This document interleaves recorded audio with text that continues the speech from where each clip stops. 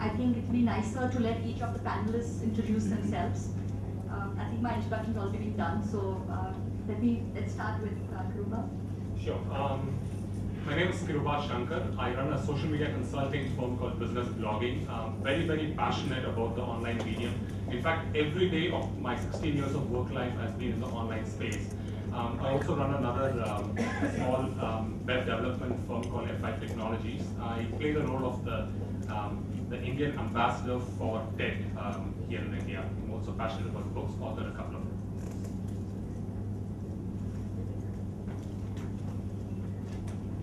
Good afternoon, everyone. My name is Lipika. I head marketing at HarperCollins Publishers India. HarperCollins Publishers India is a joint venture between India Today and HarperCollins Worldwide.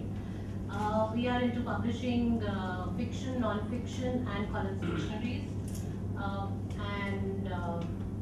That's about it. Any questions that come my way a little later, I'll be happy to take them. Good afternoon. Is the volume okay? I'm Megan. I work with Para Books, a small independent publishing company in Chennai. I basically am in charge of communications, which involves marketing, publicity, and promotions for the company. And we have a range of books. We have a large range of children's books, but also specialise in handmade titles and visual books which feature art by Adivasi artists from within India. Hi, my name is Nikhil. I run a site called Medianama.com, which provides news and analysis on internet and mobile businesses. We have a fairly vast social media presence. In fact, it's a blog, so it is a social media business, and I'd be happy to take any questions around blogging, Twitter, Facebook.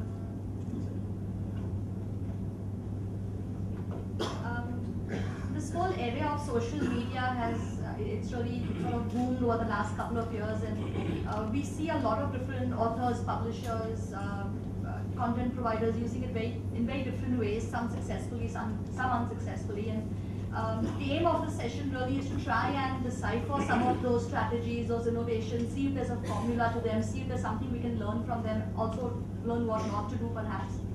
There's a lot of experience using these on the panel here. So what we'll do is we'll start off with giving each of us sharing our opinion and view on the entire subject of social media and how its innovations can be used in book marketing.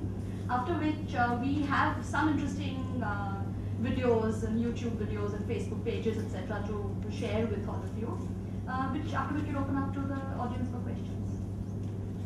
Sharing of experiences, I'll start with mine this time we go this way. Yeah. My experience with using social media in the world of books has really been in the last 2 years. It's been at two ends of the spectrum. And on the one hand has been a hugely successful series written by my husband called the Shiva Trilogy, which is the first 2 parts I've released already. I have met a couple of you in the last, since yesterday, who already read the book and really enjoyed them. We started off that whole project with publishers refusing to publish the book, nobody interested in it, almost self-publishing it, and completely self-marketing it. And obviously because it was a self-funded effort, it was largely through the digital space. And it turned out to be a hugely successful project, lots of learning. At the other end of the spectrum is my own business, which I've just started a couple of months back, and that's a children's publishing company. And there the challenge is now just to build awareness and create visibility using social media again. So maybe as the afternoon progresses, I'll share some of those learnings. But overall, I'm a big believer in the power of the social media platform. I find that we found that through our experience that it's a fantastic way to build a dialogue with your readers, with your audience, to build a relationship, a one-to-one relationship, an intimate dialogue with the reader, which was not possible before. The other fantastic thing about it is, of course, the low cost. It's available, accessible to all of us. It's really easy to use, and it's a level playing field. All you need is some creativity and create a difference. Lastly, I think also it's the other powerful thing about it is the kind of insights and analytics that you can gain using tools like Google Analytics or even the YouTube Insights. It's a marketer's dream to have that kind of information coming to you about your demographic, the profile, the geographic location of where your audience is seated. and that's brilliant as well. So yes, I'm a big believer in the power of social media to create a buzz about books, to actually sell books, and we'll share some of those videos, etc. as we move on. Let's move on to. So there's a statement made on Twitter by a guy called Raj Nair just about 2 weeks ago that just stood out for me. He's a sales guy. He's the CEO of one of the channels from Network 18, and he said that one of the first lessons he learned in sales was that he went to a client and the client told him, Rajji, agar sambandh nahi to sab bandh. To translate that, it means if you don't have a relationship, then you don't have a business. And what I find strange is that we look at social networks and we look at, I'm a little surprised why we have to have a panel like this to introduce social networks, because right here in this room, this is the social network. How you interact here is how you can interact there. And it's about building relationships, and the way you build relationships here is how you build relationships there. It's just that it's more open. You have more coming at you. There are people who are trolling you. You might find people who hate what you're doing. You just have to ignore them or sometimes deal with them. Each interaction is different. But it's about managing these interactions, but more importantly, having interactions. Businesses are going to be built around these interactions. All businesses have to be social at some point in time. So really, it's about going there and trying it out, developing a level of comfort over a period of time, because if you don't start now, it's going to take a long time for you to figure out how to interact with people with a different language, and that language is constantly evolving. But unless you're in there, no one can teach it to you. I've been on social networks since 96, 97, and this phrase social media came about 5, 6 years ago. And for me, there was just no difference. There's so much conversation about it, but it's the same. We can get into finer points later, but that's the start.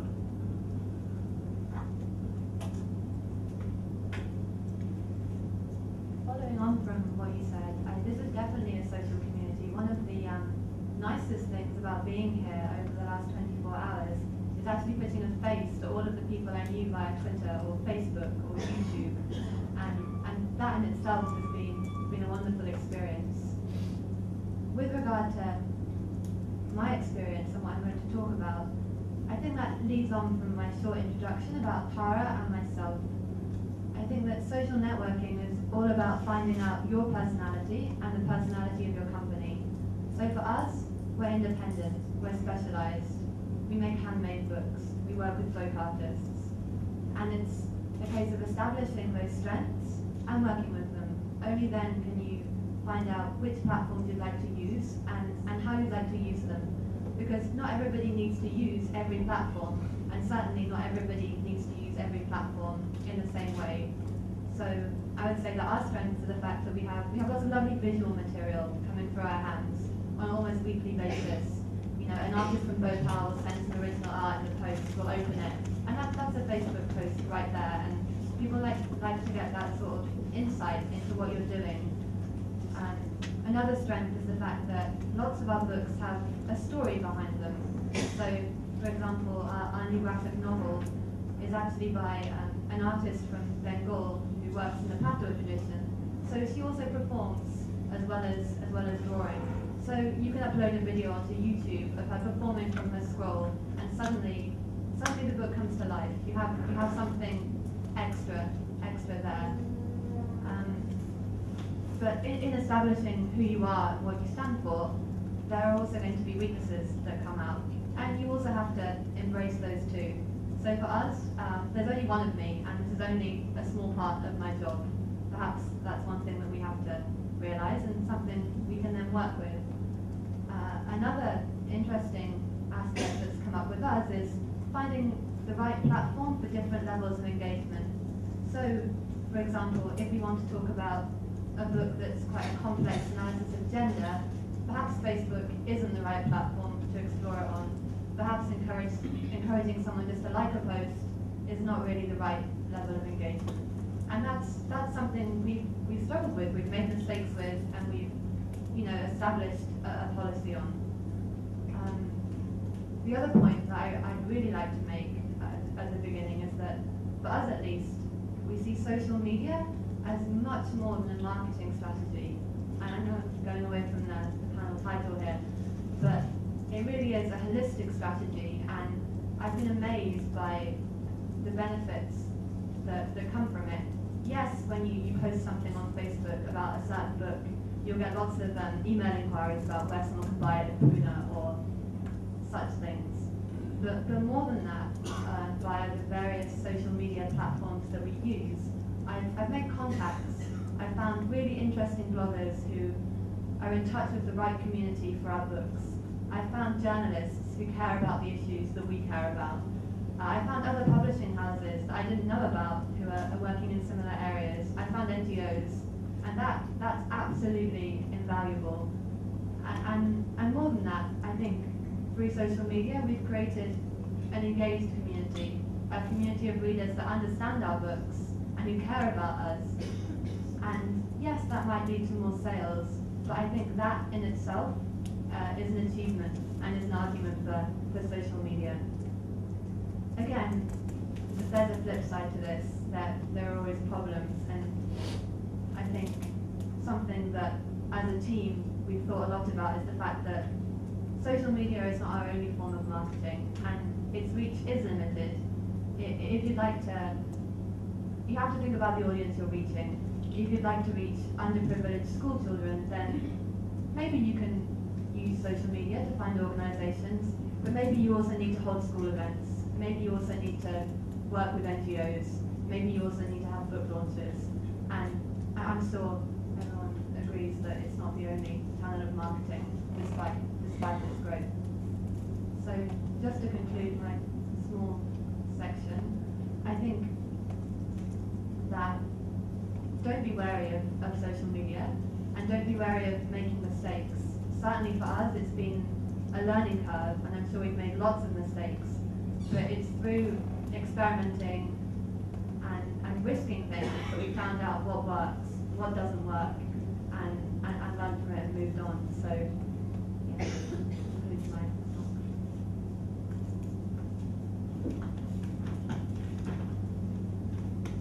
Well, it is not just a struggle for independent publishers, but also for large publishing houses like ours to understand and to keep pace with the changing requirements online. Till about 3 years ago, we were still trying to figure things out in terms of the basic P's of marketing. We were still trying to figure out how to get regular with advertising, how to get regular with promotional campaigns at retail, and how to get regular and impactful with PR. And suddenly, we already had a website, and we did, I think, while creating that website, mention that we would love to have a readers club.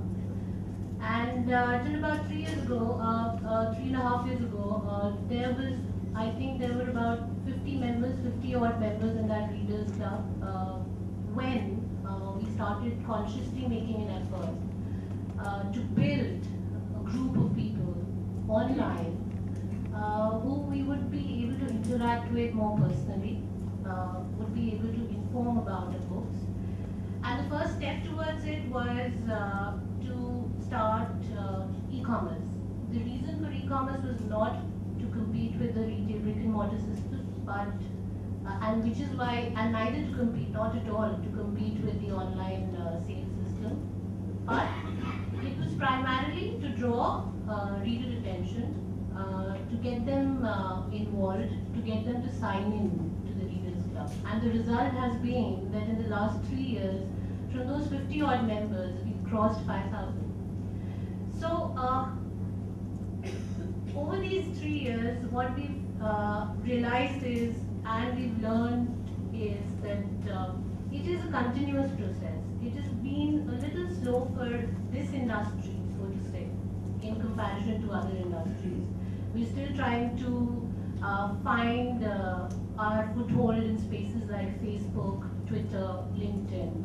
We did our we revamped our website, added RSS feeds into it. We still are trying to figure out what to do with it. Similarly, we created a Facebook profile and moved on to a live page now. But I think the sudden change that has occurred over the last couple of months has been, especially with you know the Amazon getting aggressive, with Kindle getting aggressive. The sudden change that we have started realizing is that we need to get our bit right about how we go forward. So far, bits and pieces of things that we were doing online was working fine for us. But now, going forward, we have to have a proper strategy, and this is what at least me and my team have been trying to consciously build. That in the next 5 years, from 5,000 odd members, we should be looking at about interacting and reaching out to about 1 lakh members. That is the kind of target that we've set, and we are trying to work around achieving that target. So basically, what Harper has been doing over the years has helped us so far, but going forward, I think we as publishing houses need to get more aggressive. The core remains the word of mouth. The core remains that nothing sells better than a person suggesting it to a peer. And the quickest and the biggest way of reaching out to millions of people at one point in time is the social networking. But then again, there have been examples, and I would like to share a few.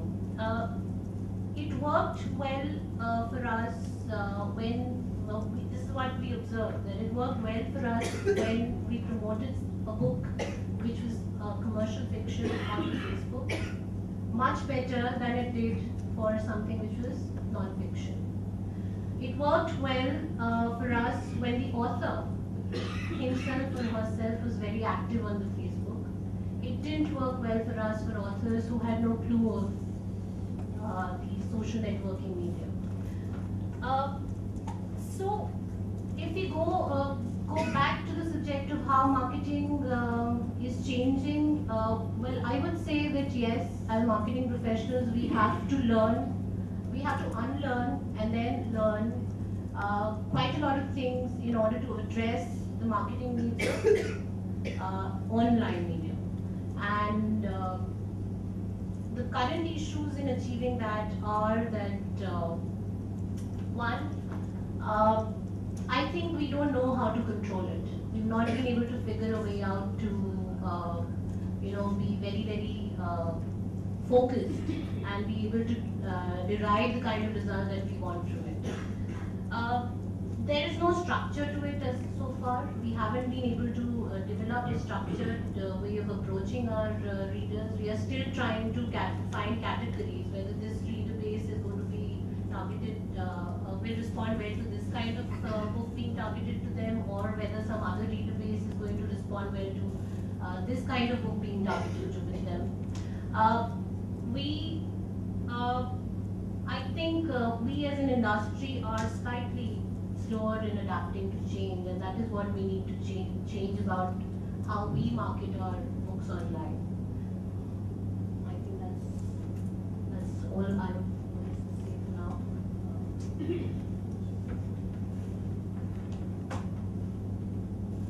There were two friends who decided to go trekking. So each one of them packed their backpacks and they went into this forest. And in the forest it gets dark towards the evening. So what they do, they pitch their tent and go off to sleep. Around about 10 o'clock in the night, they hear ch, ch, ch. One of the guys unzips the tent, puts his head outside and watches. He sees nothing. It's pitch dark. He peers a little closer and he notices two shining lights. And then he looks a little closer, and those are the eyes of a tiger that is crouching towards the tent. And this guy quickly jabs his friend awake and says, "There's a tiger." So both of them scram the hell out of their tent and they run. And as both of them are running, one guy stops, turns around, runs back into the tent, picks up his pair of Reebok shoes, turns around, and while he's running, he puts them on. And finally, he catches up with the other friend without the shoes. And the guy without the shoes turns around and said, "Are you nuts? You think you can run faster than the tiger?" He turned around and said, "No, but I certainly want to run faster than you." So this is an absolute classic. You put independent authors, and in this panel I'm going to put myself as an independent author, and I'm going to explain that. I am sick, I'm tired, and completely disillusioned with the publishing system right out here. I've got 2 of my books published through that, and I'm saying, take a walk. And I'll tell you why. In more than one cases, I mean, here I am putting my heart and soul, struggling through about 8 to 10 months of hard work, researching, putting everything together. Then I get the, you do all the work right from design to typesetting, and then you take a little help of your publisher, you get the book published, and then you realize that when it comes to distribution, not much help at all. And let me also tell you that very, very quickly, if people don't clean up their act together, a lot of us will easily find alternative paths out. For example, I'll tell you about what happened with my latest book, got published about 2 months ago. I'll tell you how I authored it. I got this fantastic advice from my mentor, and he said, and he's the guy who's authored about 9 books, he said, when you write a book, marketing starts 3 months before you even start writing. If you're thinking about a subject, if you're thinking about title, get started right away and take people along with you on your journey. Amazing piece of insight that I had. So what I did was, the entire book, I set up a wiki. It's a media wiki, the same software that powers Wikipedia. Set up a media wiki, and then as and when I finish a chapter, and I would put it up online. And then use Facebook, Twitter, blog, podcast as a way to reach out to my target audience and ask for input. And as people were giving input, each one of them was being acknowledged. Even if it was a simple typo, a comma, and a person pointed it out, he gets credit in the book. Right from new ideas, right from people coming and thrashing, saying that what an awful, 3rd chapter, I think it should be killed. And more importantly, even connections to key people that we should include in the book. And then you realize, as the book was taking shape, it became such a joyous, collaborative experience. This book was a joyous experience. This book was a pain in the rear. Why? Because you would write completely on my own, and when people say that book authoring is such a lonesome, painful experience, oh boy, I absolutely believed it. But the minute you start being more collaborative and being open, it's really started becoming so much more fun. So the wiki concept for me was a big eye-opener for me. And that also explains why the more open you are, the better it is. And people would always come and say, it's all that is great, until I went and started approaching for publishers. When I went to publishers, and then they realized that my entire book was already up on my site, chapter to chapter, from front to back, they're all saying, "What? You think I'm a fool?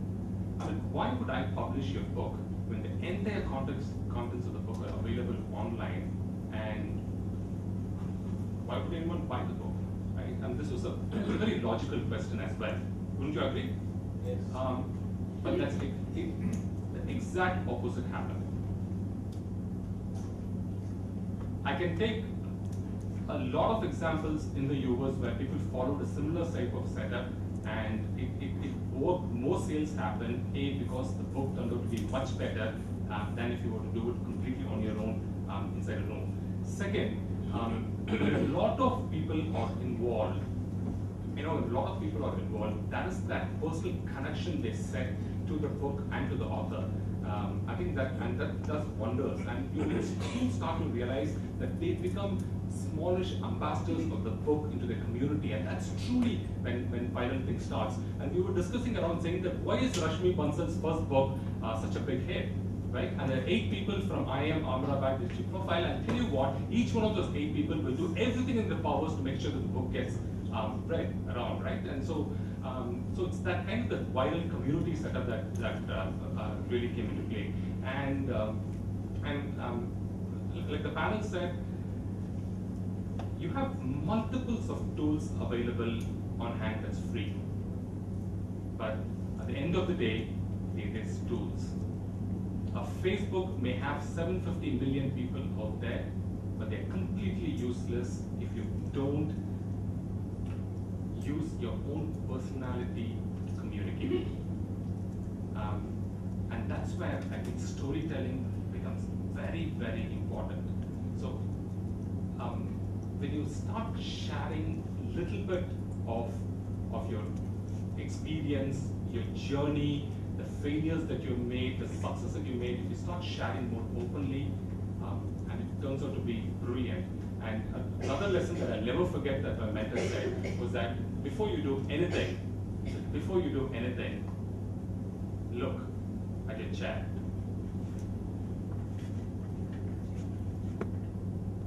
Notice the legs. And he said if the chair had 1 leg, it will fall down. 2, it still will. 3, it will stand. 4, even better. So before you start doing anything, if you can have 3 or more reasons why you should do, then it's a sure shot success. Started applying the same thing to the book. If you're going and interviewing a person and taking this experience, what does it take for you to take a small audio recorder? I saw this lady right in the front, very industrious. Could you just raise up your voice recorder to the top for everyone to see? What does it take for someone to just have something like that and put it up on the table while you're having the discussion? What does it take for someone to have a small flip camera, put it up on a small tripod, and just record the entire conversation? So while the interview happens, transcribe it, put it up on your blog. Take that audio, put it on SoundCloud, and for people to hear. And have the video put up on YouTube for people to watch. And what extra effort does it take? Little, right? So when you start multiplying, when you start using multiple channels as you're doing the book itself, I think it turns out to be really, really fantastic. And lots more tips, but I guess we'll start with Q&A. And if we have already not depressed you enough by saying that we are very poor in picking up things, let's get a little more positive with the. Would you like to start with questions now, or just show the video? He has a couple of points he wants to make first. So I had a point of disagreement with Lipika when she said that if you're looking at it primarily from a marketing perspective, you need to look at this medium as a part of your being. Everyone needs to be social. Instead of having a strategy, my sense is you need to have a comprehensive policy that runs through the organization that gives directions to people on what to do, what not to do. I go back to the point that I made when I started about sales. It's like this. Your clients in this case are your leaders. When you're trying to sell something, you only communicate to your clients when you have something to sell. Any salesperson will tell you that it's a constant communication, and then it's a last final convincing that's required. So even if there's a sense that I've seen over the last 2 or 3 years among people who are using Facebook and Twitter to think of it as some kind of a campaign with a limited time period, limited targets. They're trying to measure how many fans they've got, but really it has to be a part of your being. It's not a campaign, it's a part of your entire business. So just wanted to point out that have a more comprehensive approach to it rather than a strategy for a particular activity. Well, we would, I completely agree, because till the time you don't have something as part of your system, you can't, expect yourself to be very successful in it. But what we've realized is that we just got a new online marketing executive to help us.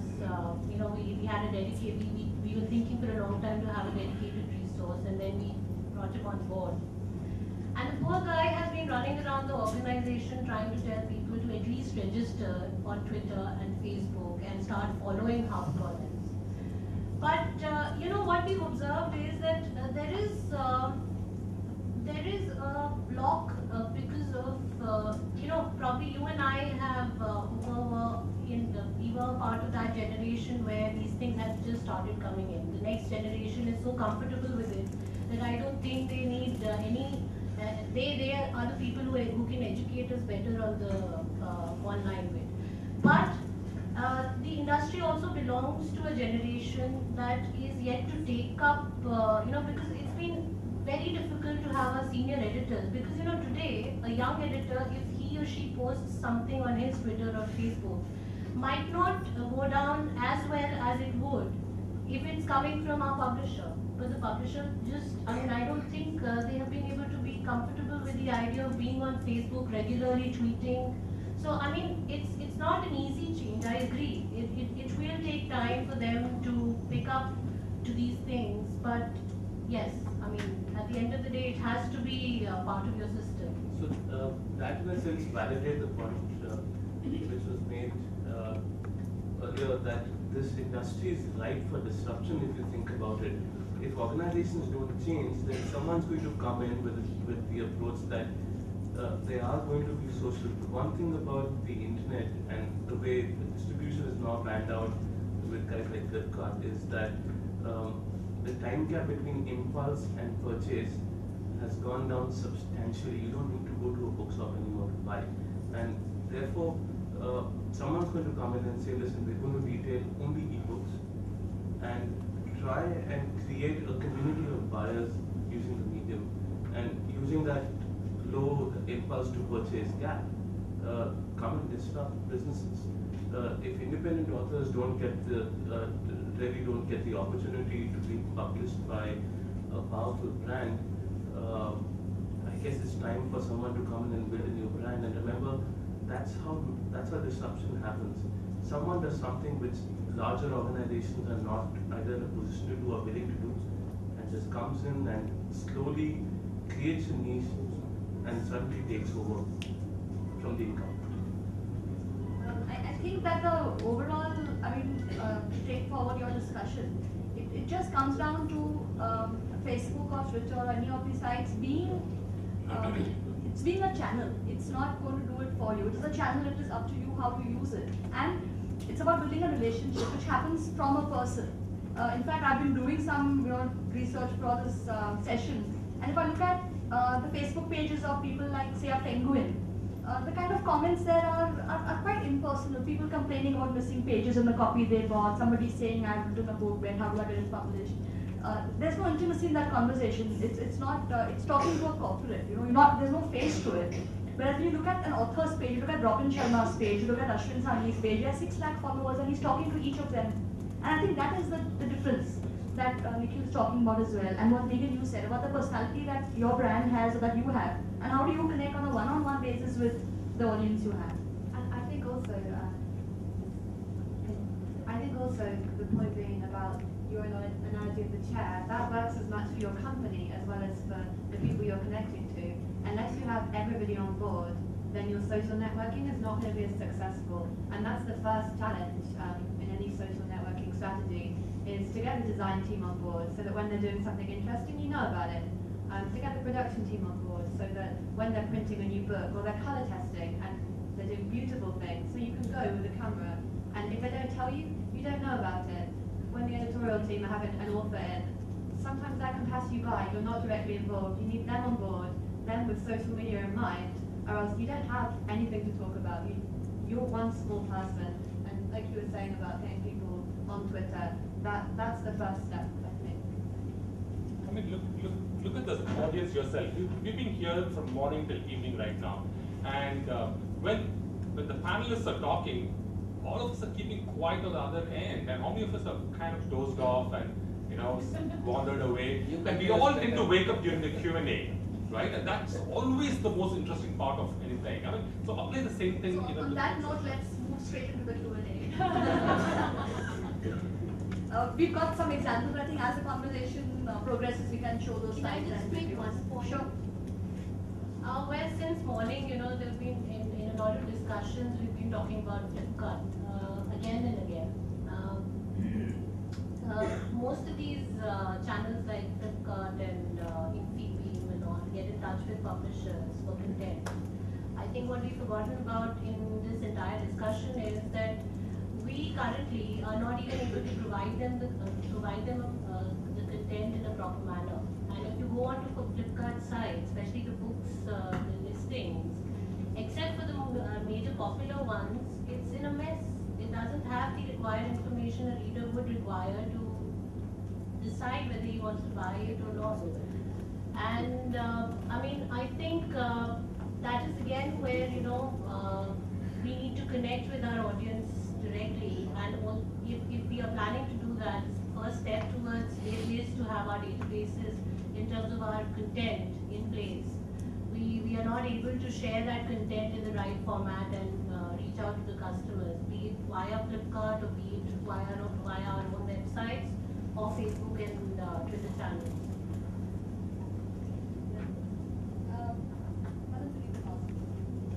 So, Nikhil wants to read out a couple of the Twitter comments about the conference which have been happening since the morning. well, no, there was one right now as feedback, so we're also taking comments on Twitter, like here. Keep them coming. Yeah, keep them coming. And the back channel says that someone mutters that the problem is that publishing marketers only know how to talk to distributors. Right. Well, that's not true. Believe me, that's not true. I think there has been a shift, probably, and believe me, the communication is more with the end consumer than it is with distributors, especially as far as marketing is concerned. I don't know if you are combining the sales and marketing bit of it. Yes, the salesperson still continues to talk to a distributor, but a marketer has a very, very leader and a consumer end approach. So I don't know, whoever is posted can again post to counter it if they don't agree. I would argue that social networking has actually allowed us to talk directly to individuals. So for example, via Twitter, we can talk directly. So before, maybe you'd send a book for review at The Guardian. Now, you can talk directly to the editor via Twitter. For us, like I think you were saying earlier in the independent books panel, sometimes as an independent publisher, you feel like the book pages are taken up by big publishers, you're not being heard. And that's something I found. I think I must have emailed Claire Armstead, who's the editor of The Guardian in the UK, every time we had a book released for a period of a year. And I thought her email address didn't work because she never acknowledged anything. And very, very randomly, a couple of months ago, I was following The Guardian tweets and saw that they had a poll on gender. So I tweeted them a link to some article that I'd written for a feminist site about Tara. And then suddenly she was emailing me saying, can you write something about Tara for The Guardian? Can you do this? And that would never have happened without Twitter. And it would never have happened without a personal relationship being formed between two people. I think the most important distinction is that earlier the publishing industry had gatekeepers. There were gatekeepers for you to access the editorial team. There were gatekeepers to help you access the author. If you had a comment about a book to make, you wrote a letter and posted it to the publishing house and hoped that they would pass it on to the author. There was no other way for you to reach the author because there was gatekeepers. But now with the social media opening up and the online world, you have direct access. The same thing applies for reviews. There were only a handful of critics who would review books, movies, whatever it is, and the readers had to depend on those reviews. Now, as a reader, I always have this doubt that, is this person being paid to say this? But when you go online, there's hundreds of bloggers who all have an independent voice, an independent opinion, and that voice is being heard independently. There is no gatekeeper there. And I have an opportunity to actually listen to that opinion, that it's interesting to me, and without having the doubt of its credibility. So that, I think, is a huge difference in the way, your example of how you can access and how you get accessed as well in turn. In fact, just to add to that, we have identified quite a few big tweeters, so to say, that's what you call them, no? And I will not name them. I will not name them, but we realize that more than what they review, they are also regular reviewers in major newspapers and magazines. And we always make it a point to send them a copy. Reason being that whether or not it gets reviewed in a newspaper or magazine, if they just tweet 40 words about it on their Twitter, we have an instant connect of those 40,000 people or 1 lakh people following them. So this is one part of our well thought out, so to say, strategy to reach out. So as you can see, our panel is full of very talkative people. There's a lot of questions in the audience. So let's. One point that again validates the earlier point about impulse to purchase. If people tweet about it, there's a link to buy, you might just get lucky there. Just one comment that was made about publishers thinking that they can control social media. So if anyone's ever thinking on those lines, you can't control this room. Similarly, you can't control anyone on that medium. The only element that you can control is yourself. And you should, because if you lose control, that will really hit you. I think one of the things that I noticed, and I'm a big social media person myself, and some of them who know me know that, but the rhetoric that hardcore social media marketers or people who are onto social media use is almost to say that publishers in the past have never valued relationships, which is completely untrue.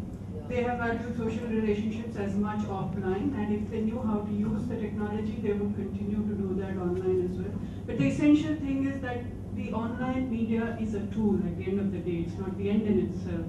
And to equate the two would be a little bit of a misnomer, because we do appreciate, so this whole thing of, oh, you can reach out to everybody and you can do all that, it's the given. It's just that how do you use that tool, which is what is the thing that everyone needs to learn, and that's why we are trying to play catch up. And in the online space, everything changes so rapidly that anybody with a code is trying to sort of beat the other guy who did it before him. So everything's just changing all the time. So to keep up with these changes, you need a dedicated team, a dedicated person, and it's a different thing for Indian publishers who are still trying to grapple with coming of age as an industry. So I would like for people who advocate the use of social media to tone it down to the level of understanding how Indian publishers work and why is it that they were gatekeepers in the past. I receive 40 manuscripts in a week, and I don't even publish fiction as much as HarperCollins does. And anybody with a computer today or a keyboard thinks he's a writer. And you have to justify why you can't publish him. So this is the reality of my job as an editor, and I can't be looking at 50 manuscripts in a week. I can't finish my projects at this stage. Which is why so I guess self-publishing has also taken off in India quite well. I'm sorry, I can't hear you. Now? Yeah, it's going off. Twice. No. Okay, I guess the point. Anyway. Take that mic against. It's all right. Yeah, so my point is that, there's no need to hard sell social media to us. There is no need for that. What we need is to understand how to use it in its technology terms, not in its usability terms. And that's what, if we can talk about that, that would be more important to publishers in a conference like this. We have to think of new paradigms of judging ourselves, new paradigms of why we exist, and even probably new ethical paradigms. Sorry, quick warning. During the lunch break, I overheard a statement that hoping that the social media doesn't hype and just sell the concept of social media, but I hope they really give practical advice to publishers how to do it. We do have that, so we can actually get right into that. I have the mic. This is not a question. This is not a question. Just wanted to. Somebody mentioned Flipkart and how we have to, as publishers, send the data in the way they want it, in the format they want it, and so on. Our experience has been the other way. We've been pretty good with the person who does it is very good. Sends it very in the required format very promptly and so on, and we find only half of them have been uploaded. There are no images for a whole lot of them. So the problem is at their end. We had the It's at same both the thing. ends, I think. It's No, I think we I have would- It's sent. part of that in I would second that with Flipkart. I mean, they're not as fast in updating things So as. it is, even Flipkart forms, I mean, it's part of the same industry. Absolutely. We're all trying to, I think even they at their end are not as prompt as they should be, especially being in the kind of business that they are in. Sorry. I think coming to the point about saying things about how practically to use social media rather than just eulogizing about it is absolutely true. But on the other hand, I think lots of people using social media for publishing companies have taught themselves to a certain extent by trial and error. And nobody can teach you what your personality is or what your voice should be. And that can only come from interacting with people who are related to your publishing company and then taking it from there. And while you have to have the technological capacity to do that, above and beyond that, I think there are no, it sounds like I'm preaching, there are no rights and wrongs as such. And I think that to answer your question, not your question, your observation about trying to hard sell it, let's take a quick poll in the room and see how many people in this room are publishers or authors are actively using social media, any platform, to promote themselves or their books. I think first we So should there's- find out how many people in this room are publishers. Okay, so how many in this room are publishers or authors? Publishers or authors? No, I think it's split the question, right? Yeah. Split in two Do we questions. not have instant surveys like the All right. social media does, please? I mean, I think there's something objectionable about this. No, just trying to get a sense of No, we don't. whether we are using it or not. We don't arrive at general truths on the basis of a sample of this sort. No, the idea of doing this was to, I think, get a sense of What we are all trying to say is probably, we've not put it very forthrightly, is that that is one medium to promote. You have to create the right mix. I think that is what exactly the question has been. We're not trying to hard sell. Since we have to talk about the subject, we're talking about it, but this is not the only way to market your books. You have to create the right mix of all the below the line and above the line activities in marketing and include this. And going along, I think with the kind of generation of readers that you would be addressing in future, you have to keep in mind that this is one area that we all need to get a little more clarity on. I think that's exactly what we were trying to say. My question is, you are talking about social media. You want to sell your book, but have you used the social media to find out what the readers want to read? So my question is, see, we are having given this much of conference, but I know one man who wrote a book, he printed himself, sold for 100 rupees, made 60 lakh rupees in a period of 4 years. So he knew exactly what book sells and how to sell it without being a publisher and distributor or even retailer. That's one example. So on that, No, not just one. Ritika is here from HarperCollins, and I don't know that Engineering Mechanics is a book published by them by Singer, and a lot of demand is there for that book, and pirated copies are being sold everywhere. But why is it that they are not selling a book which is being sold, and why are they after marketing some other books? There could be some problems of copyright, etc. I don't know. But I find a similar thing there. In the market, there are number of books in demand, people want. But are the publishers and the writers, are they surveying what exactly is the need of the readers? This is my question. Thank you. So should I just share something with you? Again, I will not name, but slowly, especially in the mass market and commercial category, what we have been observing is that there is a new set of writers who are coming into, the publishing industry as authors, who are actually quite clued into what the reader wants and are creating material accordingly. And we are quite aware of it, though we don't accept it in public, but it is true that authors have started writing for it. Probably the publishers have not yet got into the phase where they are creating material for what readers want to read, but the authors are, individuals are. So that is happening. So on that note of how we can use these channels, let's take a look at some of the innovations. We can discuss those, share some ideas, share some examples. I think that would be next level of conversation. some blogs that we've just a random sampling of some interesting things. Few links sent by members in the panel. Pratham Books, I think somebody from Pratham Books here, Maya. So I came across the Pratham Books blog when I first started working at Tara, and I've always admired it because they use it not just to promote their own books, but it's a community forum for publishing, for education, for charities, and it has a massive following because of that. And I think it's an interesting example of using social media not just as a marketing tool, and it's updated regularly and it's consistently strong in content. And I think that's a really interesting thing. It's very different to our blog. It couldn't be more different, but it's something that I really admire. Again, another blog that I read regularly, and again very different in style, updated probably monthly or bi-monthly rather than daily. And generally Random House have a different author speaking each time, so the blog has lots of different voices. And even though the posts are generally centered around books that they've written, it's usually them talking about a topical event that's relevant to their book, or reflecting on a topic in their book, like this one talking about cricket. So another interesting example of how there are many different models for blogs. They're not necessarily all the same, but lots of different things work.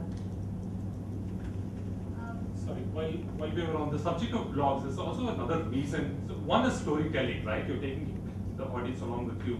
But there's also another reason why you should blog, and that's, search engines, especially Google, they actually penalize sites which follow the hero model of yesteryear, which is fill it, shut it, forget it. You build a site once, and that's it. You don't touch it for the next 3 months or 6 months. And Google actually penalizes. But when you add a blog onto your website, and even if you update it once a week or once in 2 weeks, that dynamicity comes in, and your website, for example, your corporate website or your blog actually gets thrown up on top of the search results, which is good for you, right? When someone's searches it. That's also a very important reason why you should get into it. Twitter, of course, there's again a lot of examples, a lot of the authors are, and I think Twitter is more of a broadcast kind of platform. Not really, so we don't publish books, but I run a news site, and very often we've used it for example, if I'm going to interview someone, I've used Twitter to ask, to tell people, if you have any questions, tell me and I'll ask him. And we've given credit in the story that we've done, or the interview that we've reported. We've given credit to people who specifically asked those questions. Done it on earnings conference calls because we report primarily on financial reports. So it's about if you have an author, you want to, and you have a blog, you can create a platform for people to interact with the author. There's a tool that allows you to create specific chats. What's the name? Do you remember? Which one? Sorry, I didn't get it. There is a platform that allows you to create a chat room straight on your site where someone can log in and you can ask questions back and forth. Yeah. So blogs are great tools, but you need to know how to use them in creating conversations. As a big way.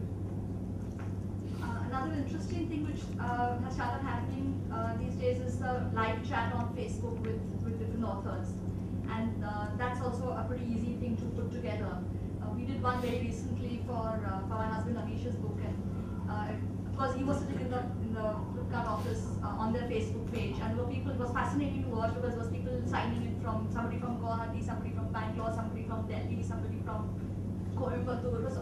It was really lively. The conversation was very, very active, and that's a kind of interaction that's possibly not possible, because if you get so many people all together, if you do a bookstore event on a weekday evening, you're going to get a very small crowd because it's so difficult in our cities to actually get somewhere in the evening. But something like this allows people from the comfort of their homes or offices, and they are logging on, and taking away a very strong sense of what the book is about. And that's a good example of using the slide chat. Just to add to this, since we are just sharing ideas, we also have to break out of our own shells of the space that we work in. And very recently, what we did was we have gone in and tied up with an online news channel, IBN Live, and created an IBN Live HarperCollins Author Lounge, where every week we post out, we have a live chat scheduled for an author. And week after week, the popularity is growing. I mean, every week we see an increase in the number of people who log in to ask questions. We started with a popular author. In between, there is a first-time author who still managed to get a lot of queries from regular visitors of IBN Live. So I think we need to also break out of that regular space that we use and move to other spaces. There's also another, Peter Griffin is out there, and Folk does a good thing called the Twinterview, which is interview on Twitter, and where they bring in people, and then people on Twitter are encouraged to ask questions on a particular time. It's not like a chat, but you apply that same thing onto Twitter. So I call this the smoker syndrome, right? So if you're walking in, if you're walking to a room, you have this fag in your hand but no light, you look around, there's a guy smoking, and you walk out, not say a word, and you just do this, the guy gives us a cigarette to light up, and immediately you start conversing, right? It's kind of a nice icebreaker. So I think, so being where the audience already are, I think makes a big difference.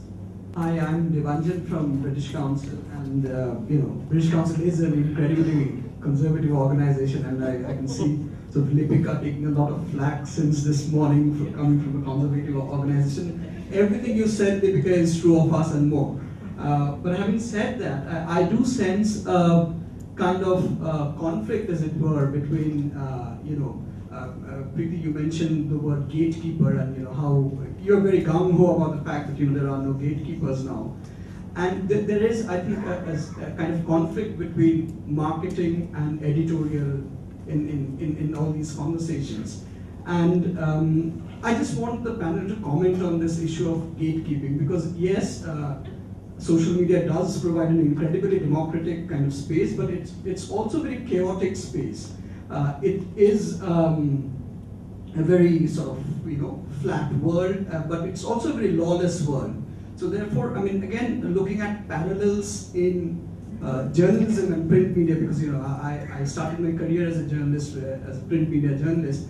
I mean, when conversation in journalism veers towards social media and online journalism, the reason why I feel, and many commentators feel, that traditional journalism won't die out that soon, is the issue of gatekeepership and of authentic content. Yeah, and just quite a random parallel, because Kirupa, you spoke about practically crowdsourcing narratives, and I have a very close friend from school, and he's done all the right things in life. He's gone to IIT Kharagpur, he's been to Stanford, and having been this huge success in the IT world, works and lives in Bangalore, and now he wants to write a novel, and he's going about it in exactly the same way you described. And he calls me up. He was on the phone with me last evening. The damn fact is, he just can't write. I mean, and the success of Chetan and Amish, and I really admire them, is that it's created a sense of false dawn among many people who think that just because they have done the circuit, they have a book in them. I find it really funny. And yesterday I had to scream at him and say that, buddy, give it up. There's no book in you. And he plays violin incredibly well. I said, I completely disagree. I completely disagree. Right? So I'll tell you what. In my bucket list, things I wanted to do before I died was to write a book. And for 8 long years, I gave 13 serious attempts and successfully failed in every one of them. Until I met a gentleman, S. Muthaiya from Chennai, he's authored about 18 books. And he said, and that's changed my life. He said, every person has a story inside him. And when he dies, all those stories will die away. You do not have to worry whether you're writing good or not, but express your points of view. You may not be a great writer, doesn't matter. You've got to put it together. And it need not be in a book. It can be as a blog, it can be as a Facebook where you chronicle everything, but doesn't matter, right? It's treated the same way when you meet with friends in a cafe coffee day. You sit and prepare, are you worried about your English, but you have a friendly conversation. Do the same way, be it a book or blog. During the coffee break, I was sitting out with Anish Trivedi, and they were sitting out in the lawn. And so Anish has just written his first book, Call Me Dan. And so I've written a book myself, right? But when the minute when Anish said, it's from Penguin, the lady next to him said, ooh. Right? She never even responded back when I said, are you welcome? So I think gatekeepers really makes a difference because they're very selective on that. No, but you also have to look at it from a slightly different perspective. You need gatekeepers, but there is now a medium that allows people to create content and let the readers decide. Okay, you can't discount that fact ever. I started a news publishing business online 3 years ago. 10 years ago, I wouldn't have been able to do it because I wouldn't have had the resources. Right? I set up the site in 2 weeks. We've completed 3 years about 2 months ago, and if you talk to people in the industry, they have a huge amount of respect for the kind of content that we do. And I would say it's up to the readers to decide. You may control what goes through your pipeline, but now we have our own pipelines. And he makes a lot of money as well.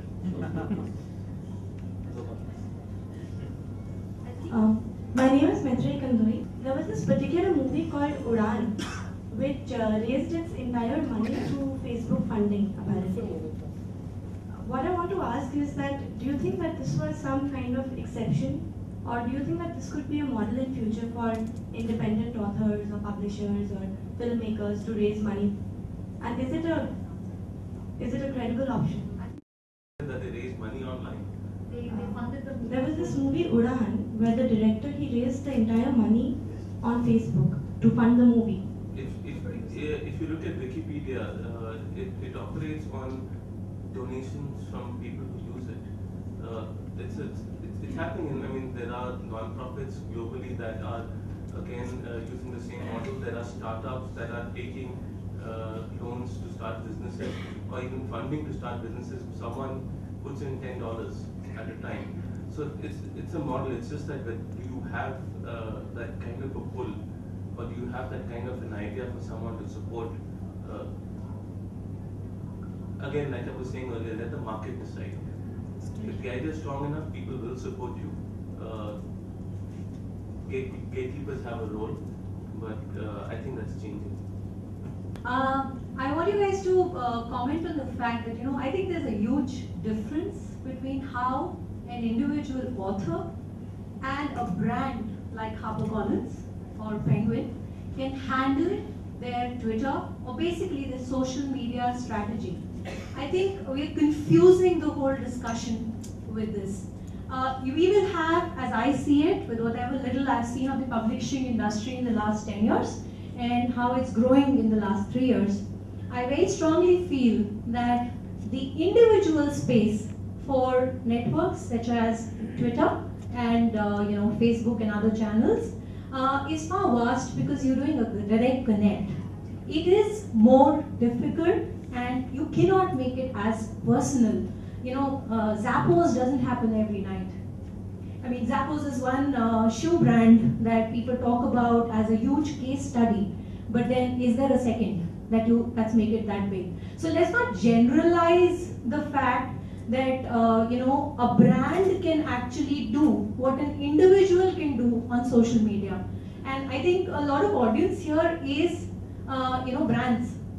So I think brand marketing has to follow brand marketing principles first, and these will be tools that they need to learn and use, and their marketing team should be knowing about how to use it.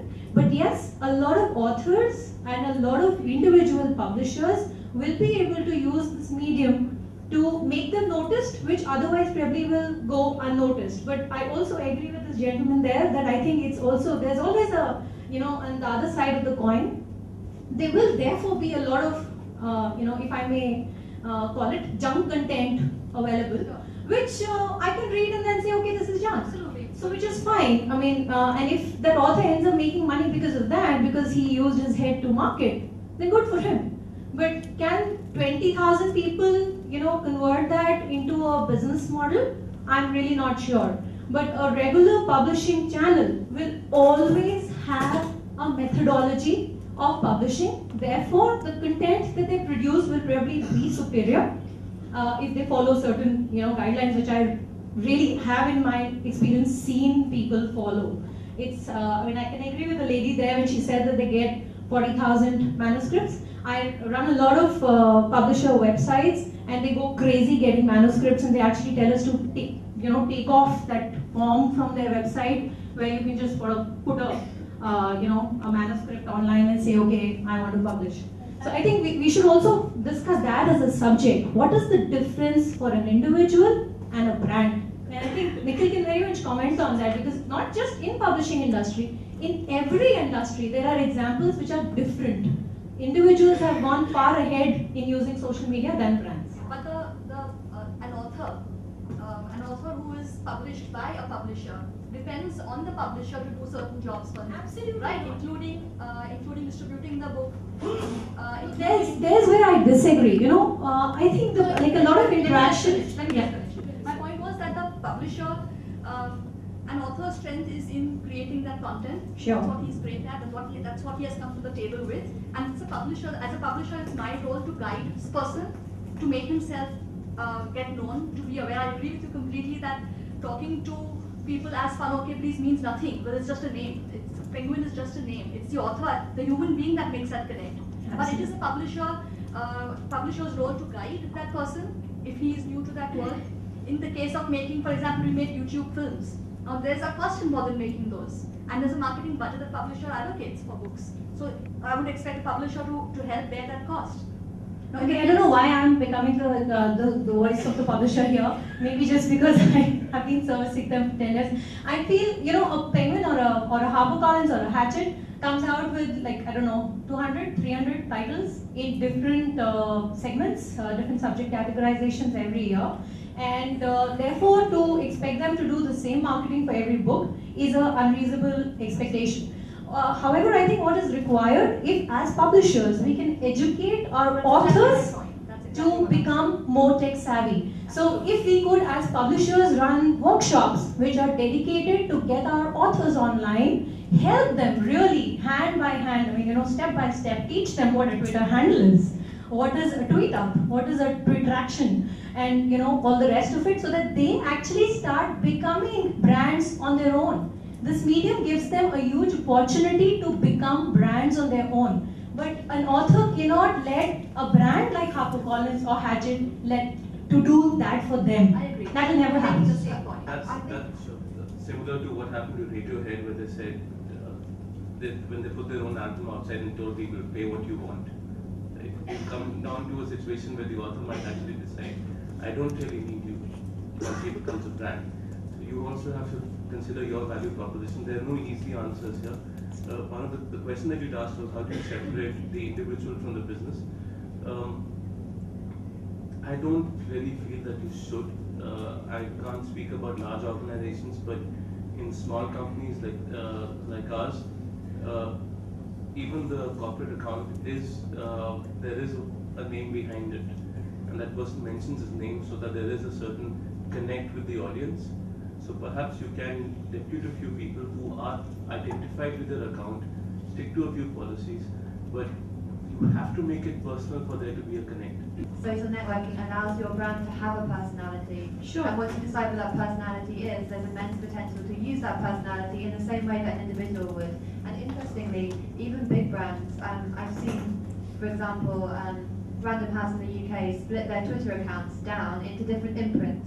Sure. Different imprints of different personalities. Sure. So they therefore have the opportunity to keep their identity. And the same thing what you said, they generally identify who is tweeting, which editors, which salespeople are actually on the other end of the computer, and I think that has a massive impact and allows those accounts to be more successful than those that are very faceless. So I completely agree with you. Absolutely what you're saying, and I'll also say then what happens when they do that?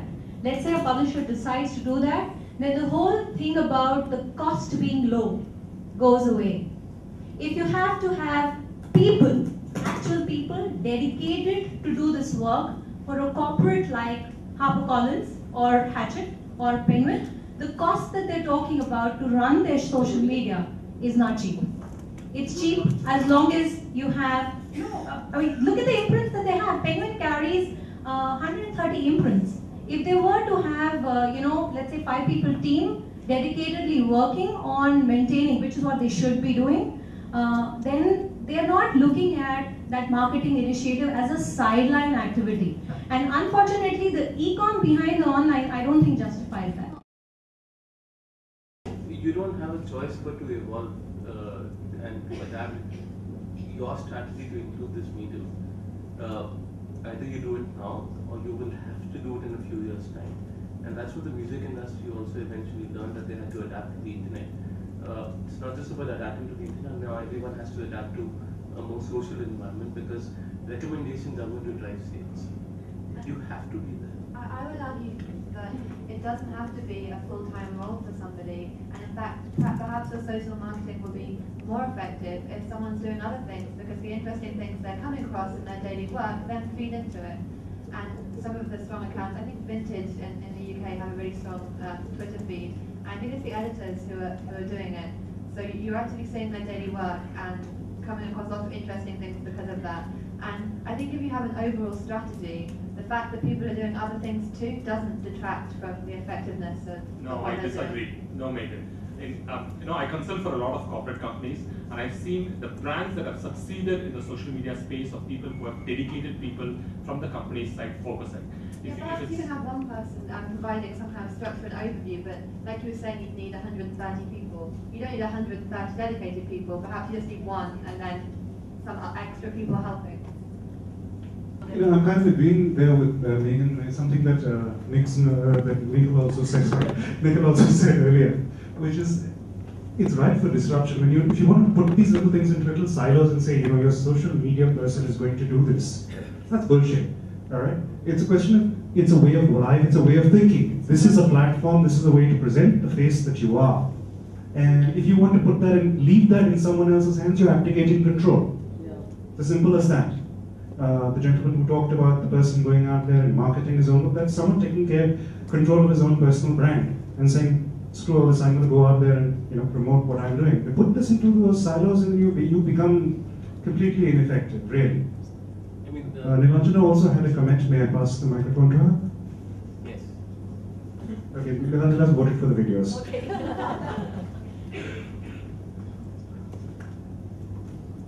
We've just got a couple of them from different authors. I think since Megan just spoke about how different parts of the process could also be made interestingly into a video, let's start with a small video which is about a book from Kannada.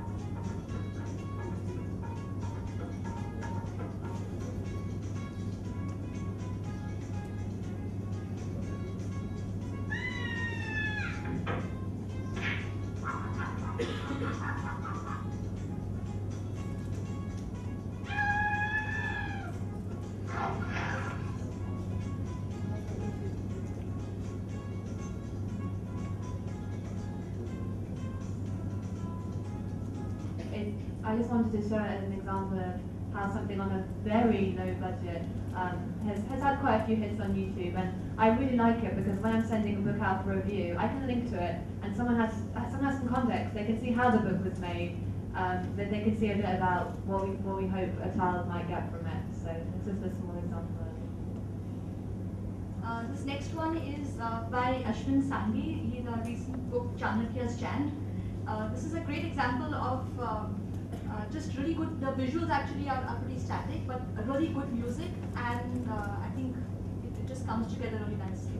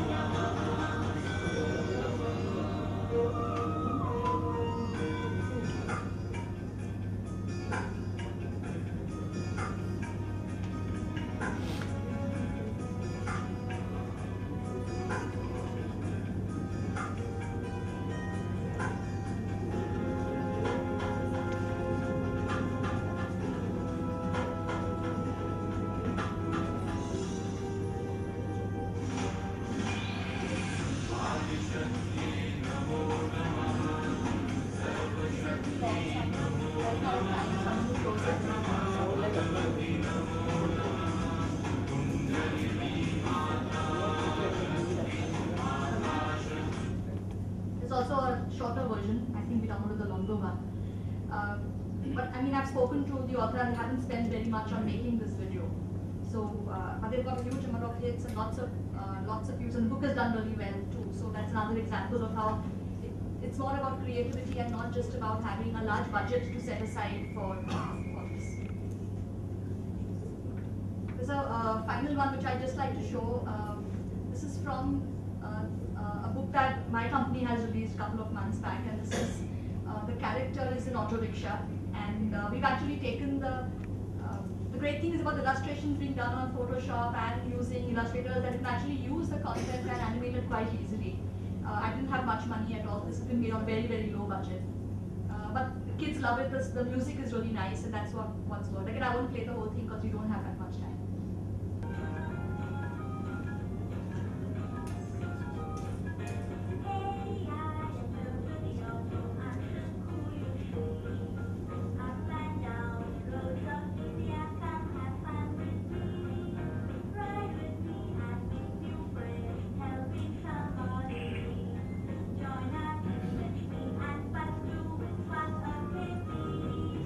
Not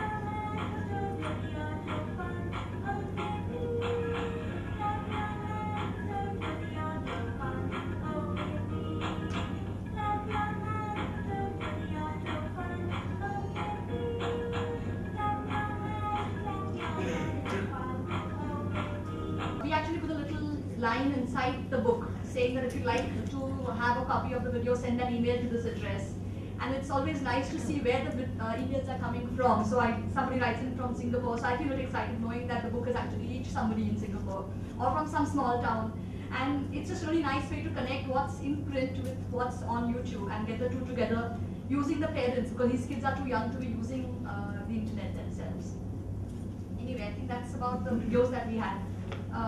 We just had about 5 minutes, so if there's any more closing questions, we can take 1 or 2 questions more and we can just conclude. A couple of days back, my son's one of his friends, Shahana, I forget the name, she put on a blog a letter to Delhi Voice. It was on the blog, and then she had on Twitter she had about 20 followers, and my son tweeted it, and one of our other friends, and I think the whole till today the letter is trending 3 days, and there have been comments from people like Vikram Sood and those kind of people have commented. Ai Kaveri, and she has within 3 days she's got about 500 followers, and the blog is taking 50,000 hits. Just within 2 days, and she's become a star now. Shahana something, forget her full name. It's just a note. I just wanted to note that much of the discussion was quite helpful, but it overlooked the differences between different categories, say fiction, non-fiction, type of audience, science versus non-science. These kinds of things are not discussed. I felt that as a very strong issue. I'll draw an analogy. So social media for customer-facing companies like FMCG versus B2B companies, business to business, right? The strategies, of course, will change, but what will not change is the fundamentals behind about being social. I mean, when you start applying the social part of social media, everything works fine. So just to give you a face-saving answer, but really, if you just follow the fundamentals, it just works great. There's been so much talk about providing what the market, what the market is demanding or whatever. And I come from a slightly older generation where we thought we were there to shape people's minds and to give them what we thought they also, it was a kind of a social consciousness, social awareness, all of which has gone out of the media completely in the last 10-15 years. And I see it completely out of the discussion here today either. I mean, this is the opportunity.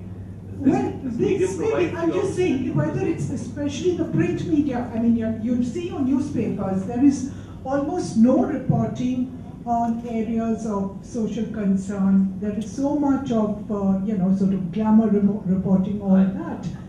And, so it's happening in various areas.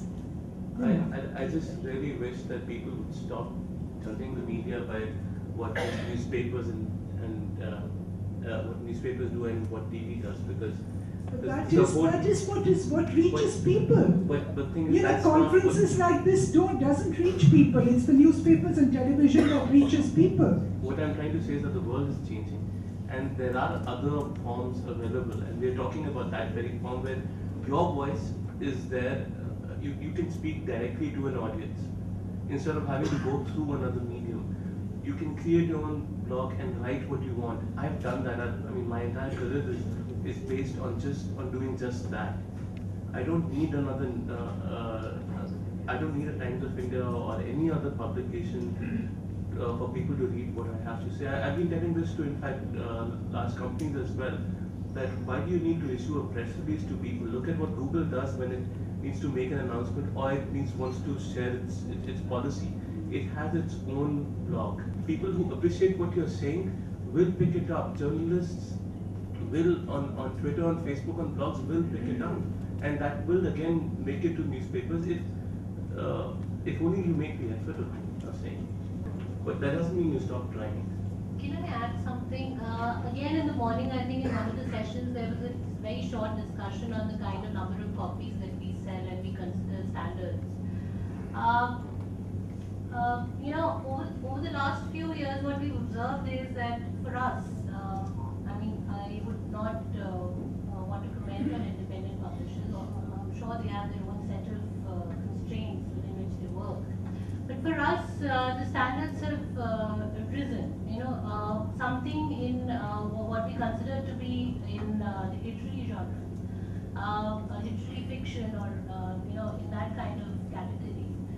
What we used to consider as a bestseller at 3,000 copies has gone up to 8,000 copies today, or 10,000 copies today. The only reason for it is, coming to your point, ma'am, is that because we have been able to reach out to different kinds of audiences through different mediums. We are not trying to isolate. I mean, right from the beginning, none of us are trying to isolate and say that social networking is the only way to go ahead. And I would also not agree to a comment made in the morning saying that books are passé, very soon they're going to disappear, physical books are going to disappear. Till the time there are people who will continue to love physical books. In fact, people who are thinking that, because of this e-books, we'll be selling more of e-books than physical books. Believe me, the reader, the generation today, doesn't read as much as we used to do. And I mean, the first thing that we need to address is to make them start reading more. I mean, they don't. I actually read on this. Yeah, but one point which I wanted to make earlier, aside this one, I don't want this to be left unsaid. As a reader, when I'm buying a book, I'm buying the content. I don't buy the medium that it is given to me in. There is this sense that books will be priced differently in print, will be priced differently in case of digital. The music industry has had to learn this the hard way. People buy the content of the book. Please don't force them to buy other media. If I've got a physical copy, there should be some way for me to just get another copy on my phone so I can read it. And people will buy legal books if you give them that opportunity.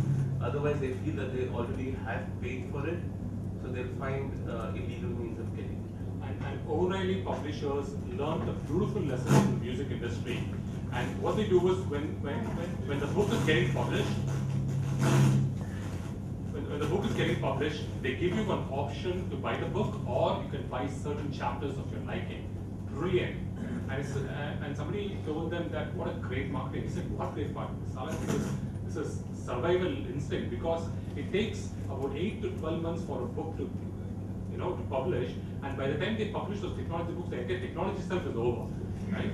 So it's for our own survival that we are following this method. So I think we should just, the minute you start giving option, I think the more option for the people in multiple mediums, you will be yourself favor. Well, one thing's for certain, this is definitely a very interesting subject, and the people in this room are very interested in it. We can keep talking, but I think we've run out of time now.